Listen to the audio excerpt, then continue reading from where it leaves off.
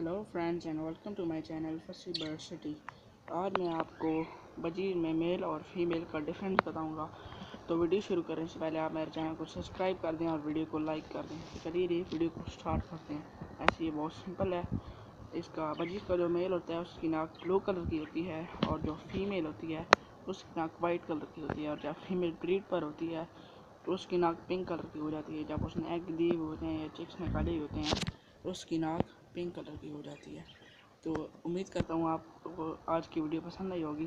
तो जल्दी से मेरे चैनल को सब्सक्राइब कर दें और वीडियो को लाइक कर दें।